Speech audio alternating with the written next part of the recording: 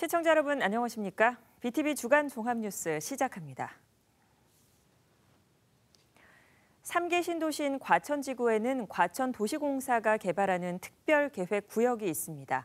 시는 이곳에 종합병원과 기업을 유치할 생각인데요. 첫 단추를 꿰기 위한 설명회를 열었는데 준비된 공간이 꽉 찰 정도로 관심이 높았습니다. 이창호 기자가 다녀왔습니다.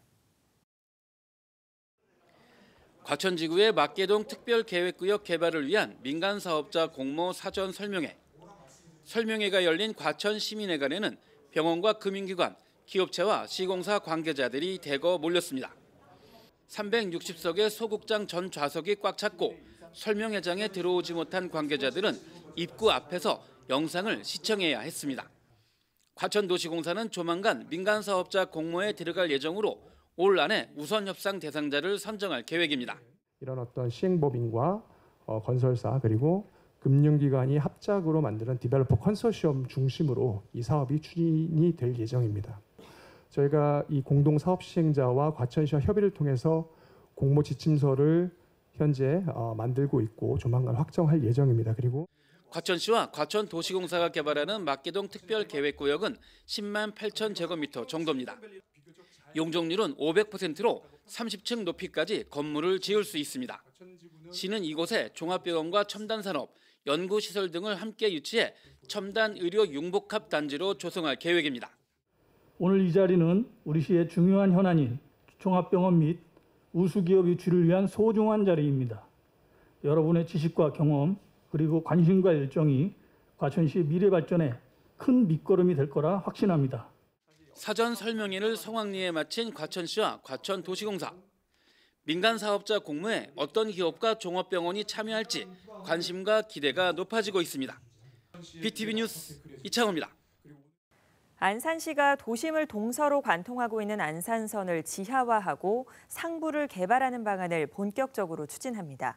올해 말 정부의 철도 지하화 통합개발 선도 사업에 선정될 수 있도록 행정력을 모으고 있는데요. 시민 여론조사와 토론회를 열고 시민들의 관심을 높이는 데 집중한다는 계획입니다. 이재문 기자가 보도합니다. 안산시가 지난 7월 22일부터 8월 5일까지 시민 684명을 대상으로 한 설문조사 결과입니다. 안산선 철도를 지하화해서 개발하는 방안에 대해 88%가 찬성한다고 응답했습니다.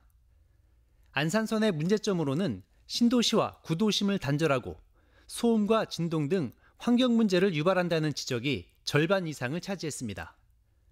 안산선을 지하화한다면 그 위에는 상업시설과 공원, 체육시설을 만들자는 의견이 50%를 차지했습니다. 시민 300명이 참석한 가운데 이 같은 지역의 현안을 해결하기 위한 토론회가 마련됐습니다. 발제에 나선 남서울대학교 김황배 교수는 초지역 일대를 글로벌 비즈니스 존으로, 고잔역 주변은 센트럴 시티 존으로, 중앙역에서 한대암역까지는 스마트 컴팩트 시티 존으로 개발하는 구상을 내놨습니다. 특히 안산선을 현 위치에서 지하로 놓을 경우에는 상부 공간을 개발하는 데 한계가 있기 때문에 안산선 바로 옆에 위치한 중앙대로 지하로 안산선을 옮기는 방안을 제시했습니다. 중앙대로나 강덕대로 밑으로 가는 부분이 개발 상부의 공간을 많이 확보할 수 있고 또 지하화하면서 상부 공간을 단계적으로 개발할 수 있는 유리한 이점이 있기 때문에 지하화를 추진하는 안산선의 부지는 98% 이상을 정부와 안산시, 철도공사 등 공공기관이 소유하고 있어서 원활한 개발이 가능하다는 전망도 나왔습니다. 토지 권리가 매우 단순하기 때문에 사업 추진에 아주 유리합니다. 그다음에 해외 사례에서 보시다시피 추진 주체가 공공기관이 주도적으로 만든 별도 회사에서 토지를 출자받아서 마스터 플랜을 만들게 됩니다. 관건은 철도 지하화 사업의 재원을 조달할 민간의 참여를 어떻게 이끌어내느냐입니다. 신길온천역부터 상록수역까지 안산선을 지하화하려면 1조 5천억 원 이상의 비용이 필요할 것으로 추산됩니다. 안산시는 설문조사를 통해 모아진 시민 의견과 토론회에서 제시된 전문가들의 자문을 검토해 다음 달 정부에 철도 지하화 선도사업 제안을 할 예정입니다. 선도사업 선정은 올해 말에 발표됩니다. BTV 뉴스 이재문입니다. 화성시청이 있는 남양읍을 지나는 77번 국도는 출퇴근 시간에 정체가 극심한 상황인데요. 이 도로를 이용하는 직원이 많은 현대차가 도로 확장 비용의 절반을 분담하기로 했습니다. 도로 정체 문제를 주변 기업과 협력해 해결하는 사례로 평가받고 있습니다. 임세혁 기자가 보도합니다. 화성 IC에서 빠져나와 현대차 남양연구소로 이어지는 왕복 2차선 도로입니다. 총 2km 길이로 인근의 많은 기업들로 인해 출퇴근길 정체가 극심하기로 잘 알려져 있습니다. 이 도로가 확장 사업을 통해 개선될 전망입니다. 화성시와 현대차가 사업비를 분담해 확장 공사를 추진하기로 한 겁니다. 양측은 이를 위한 협약식도 가졌습니다. 국가가 관리해야 되는 도로잖아요. 국도니까. 근데 국가에서 지금 책임을 못 져주고 있습니다. 이런 상황에서 그래도 지방자치단체가 나서야지 하고 나서는데 흔쾌히 이 사업에 동참해 주신 현대차 연구소 또 현대차한테 진심으로 감사드리겠습니다. 예상되는 공사비는 437억 원으로 현대차가 이중 245억 원을 부담키로 했습니다. 전체 비용의 56%입니다. 확장 공사는 토지 보상 등의 준비 과정을 거쳐 오는 2029년에 착공해 2030년 완료하는 것을 목표로 하고 있습니다. 이번에 이런 부분들을 해결할 수 있게 된 거가 너무나 감사하고요. 지방자치단체와 기업이 함께해서 이러한 일을 이루었다는 거가 어떻게 보면 또 새로운 어떤 그런 모범 사례가 되지 않나 그렇게 생각합니다. 도로가 확장되면 출퇴근길 정체 시간이 20분 정도 단축될 것으로 화성시는 내다봤습니다. 교통 흐름 개선으로 인한 지역 경제 활성화 또한 기대된다고 밝혔습니다. BTV 뉴스 임세혁입니다.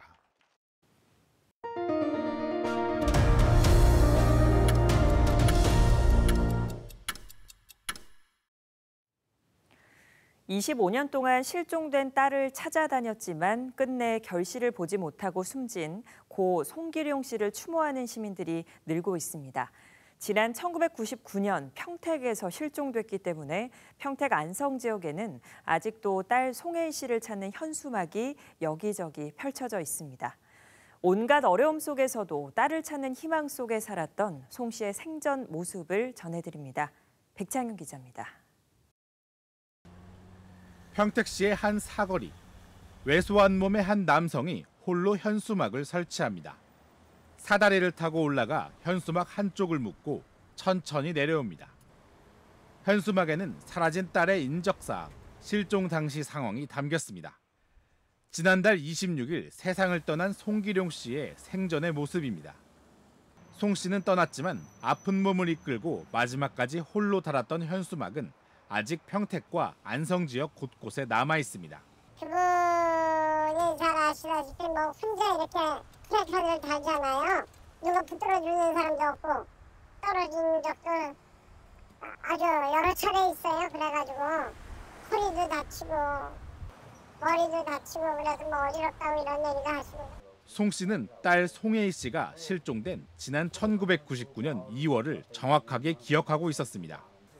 학교를 마치고 친구와 놀다가 헤어진 시간인 10시와 마지막 버스를 타고 돌아왔던 당시의 상황까지 당시 상황을 자세하게 적은 전단은 그렇게 만들어졌습니다.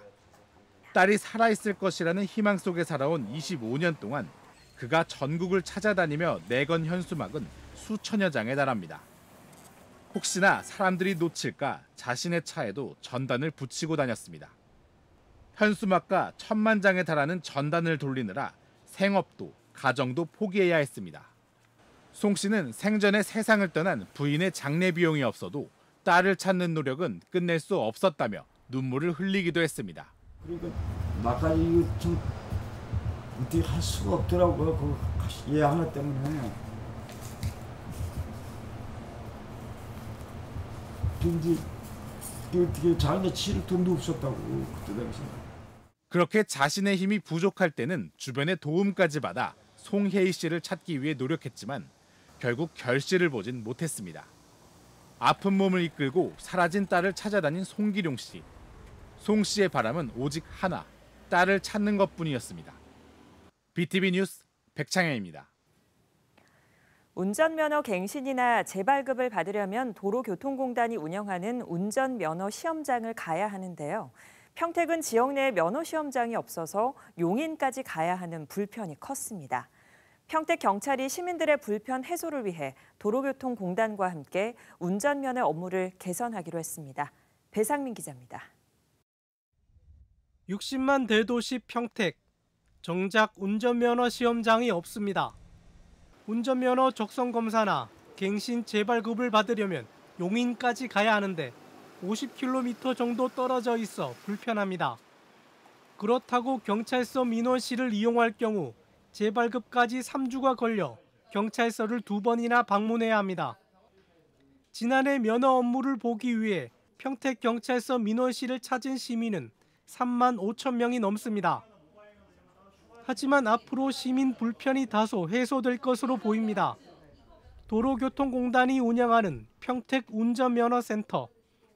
원래 교통안전교육, PC 학과시험, 신규 운전면허 발급 업무를 하던 곳이지만 면허 재발급 민원까지 처리하기 시작했습니다.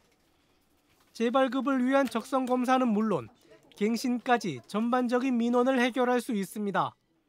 경찰서를 2번 방문해야 되는, 그리고 이제 경찰서 민원실은 그 운전면허 업무뿐만 아니라 여러 가지 또 다른 업무들이 많아서 상당히 대기 시간도 길어지고 불편함이 있었습니다. 운전면허 시험 평택센터를 그 업무를 확대 개편을 해서 미리 예약하면 적성검사에서 면허 갱신, 재발급까지 30분이 채 걸리지 않아 시민들의 만족도가 높습니다.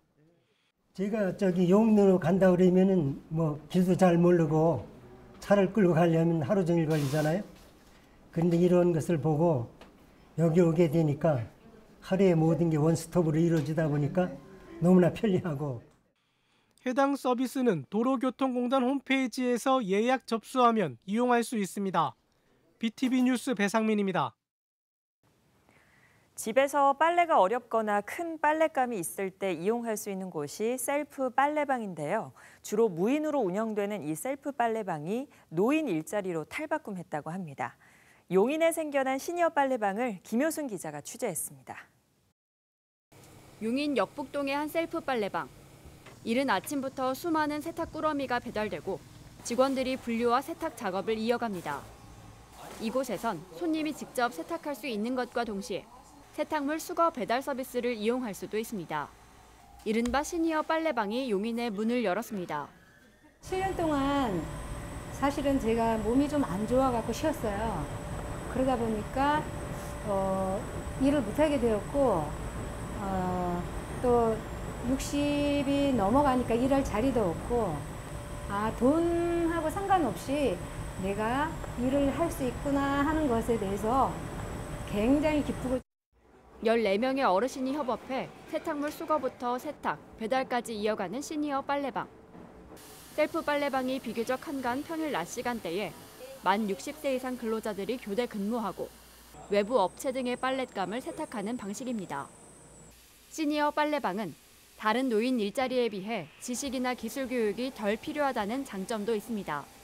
무인이 활용할 수 있는 셀프 빨래방을 운영하는 사업장인데 저희 추가적으로 어르신들의 일자리를 더 창출하기 위해서 어르신들께서도 쉬운 직무 내용으로 함께 참여할 수 있는. 경기도 노인 일자리 사업으로 운영하는 시니어 빨래방엔 시도비 1억 5천만 원이 들었습니다. 용인시는 시니어 빨래방 외에 다양한 방식의 노인 일자리를 늘린다는 포부입니다. 스낵 제조도 하고 또 경전철에서 소위 승객들 안내도 하고 청소년들을 위한 지도 활동도 하시는 일들을 어르신들이 많이 하시는데 이번 시니어 빨래방은 또 새로운 개념의 일자리입니다. 이런 좋은 일자리들을 많이 만들어 나가도록 노력을 하겠습니다. 한편 용인에선 현재 5,900여 명의 어르신이 노인 일자리 사업으로 근무하고 있습니다. BTV 뉴스 김효수입니다. 하천 산책로변에 설치한 컨테이너에 미술 작품을 전시하는 이색 전시회가 오산시에서 열리고 있습니다. 시민들이 보다 쉽게 접할 수 있도록 미술관의 문턱을 낮추고 작가들에게는 전시를 열 수 있는 기회를 주고자 마련됐는데요. 임세혁 기자가 소개합니다. 사람이 아닌 인공지능이 그린 그림 같지만 실은 고전 인쇄기법을 이용해 제작한 사진입니다. 인공지능이 예술의 영역까지 넘보는 시대에 무엇이 진짜 예술인지 생각해보자는 의미가 담겼습니다. 한옥 지붕 문양에 수많은 조각들로 꾸며진 설치 미술 작품도 있습니다. 작가가 생각하는 마음속의 안식처를 형상화했습니다. 오산문화재단이 마련한 이색 컨테이너 미술 전시회 쇼콘입니다. 2016년부터 시작한 오산시립미술관 야외 컨테이너전 쇼콘은 일반 컨테이너를 시각예술가를 위해 개조한 전시 공간으로 컨테이너라는 특수성에 맞게 새롭고 실험적인 전시 문화를 선도하고 작가들에게 폭 넓은 예술활동 기회를 제공하고자 기획되었습니다. 이번 전시에서는 류엘리와 박성란, 이상영 등 국내 유명 작가 3인의 작품들을 만나볼 수 있습니다. 시립미술관 바로 옆 오산천 산책 코스에 전시 컨테이너가 설치돼 있어 누구나 부담 없이 작품을 접해볼 수 있다는 게 특징입니다. 미술관의 문턱을 낮추고 예술의 세계로 인도하는 징검다리 역할을 수행하고 있습니다. 미술관 관람 종료 시간 이후에도 22시까지 조명과 함께 시립미술관 거리에서 누구나 편하게 자유롭게 관람할 수 있습니다. 앞으로도 많은 관심과 관람 부탁드립니다. 이번 전시회는 오는 10월 27일까지 이어집니다. 11월 5일부터는 또 다른 작가들의 작품이 내년 1월 12일까지 전시됩니다. BTV 뉴스 임세혁입니다. 올여름을 뜨겁게 달구었던 2024 파리올림픽. 우리나라 선수들이 역대 두 번째로 훌륭한 메달 성과를 내며 활약했는데요. 또 다른 역사를 이루고 있는 이들이 있습니다. 2024 파리 패럴림픽에 출전한 장애인 선수들인데요. 오늘 아름다운 얼굴에서는 패럴림픽 국가대표 선수들의 이야기를 담아봤습니다. 영상으로 함께 보시죠.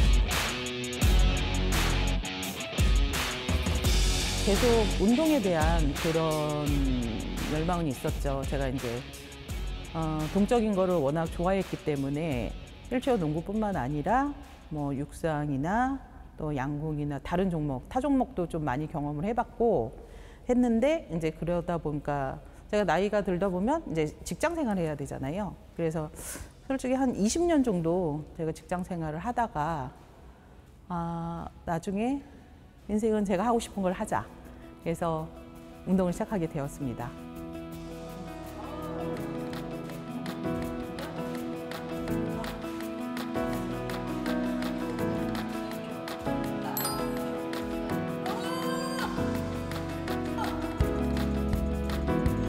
부상을 얻고 가는 원래 이제 그 부상을 얻기 전에는 제 목표는 메달이었어요. 메달을 보고 항상 이렇게 운동을 했었는데 선수가 이게 산을 넘다 보면은 이게 페인 산도 있고 막 그러더라고요. 그게 항상 고비가 있는데 기록이 0.5kg씩 1kg씩 이렇게 증가가 되는 이런 부분에서 매력을 계속 느끼고 있거든요. 항상 새롭습니다. 즐겁고요.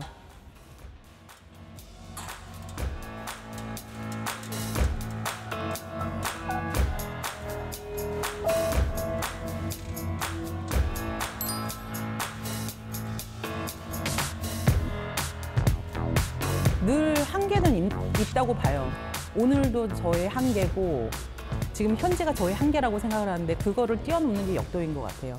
내일은 그 한계에 도전을 해서 또 뛰어넘는 거고 한계에 항상 부딪혀요. 부딪히는데 정말 제가 이제 처음에 역도를 시작했을 때 50kg, 60kg를 들었을 때도 정말 지구가 날 누르는 느낌? 위에서? 저는 그런 걸 느꼈어요. 처음에는.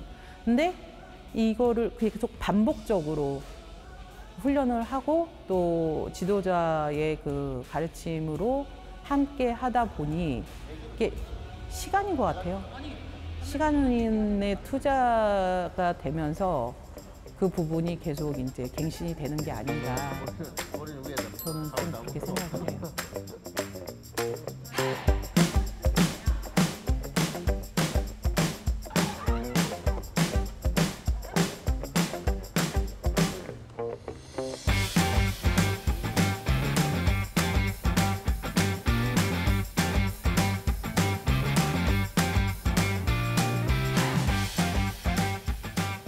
저희 종목은 오픈 종목이라서 장애를 따지지 않고 이 두 팔로 벤치를 들 수 있다면 모든 사람이 같이 대결하는 종목이에요. 그게 저는 이 종목의 매력이었고, 그 회사 다니면서도 제가 계속해서 그 대회를 출전하지 않은 건 아니거든요. 대회를 계속 출전하다 보니까 올림픽의 기록에 가까워지는 제 자신을 제가 봤거든요. 지금 시작하지 않으면 내가 이제 정상을 밟을 기회가 없다고 생각했기 때문에 또 회사 그만둘 때 제가 다 잘 되길 바랬지만 잘못된 선택이라고 생각하는 분들도 많았어요. 그리고 후배들이나 주변에서도 제가 잘 되길 바라지만 저의 선택이 또 옳은 선택이 아니라고 말하시는 분들도 많았거든요. 근데 저 이렇게 말해주고 싶어요. 옳은 선택이든 아니든 내가 정말 최선을 다해서 잘할 수 있는 걸 선택해서 인생에서 사는 게 그게 제가 볼 때 답인 것 같습니다. 네, 그래서 좋아하는 걸 선택해서 최선을 다해서 하다 보면 방향이 보인다고 그러나요? 방향이 보인다. 그러니까 그런 삶을 사는 게 답이다.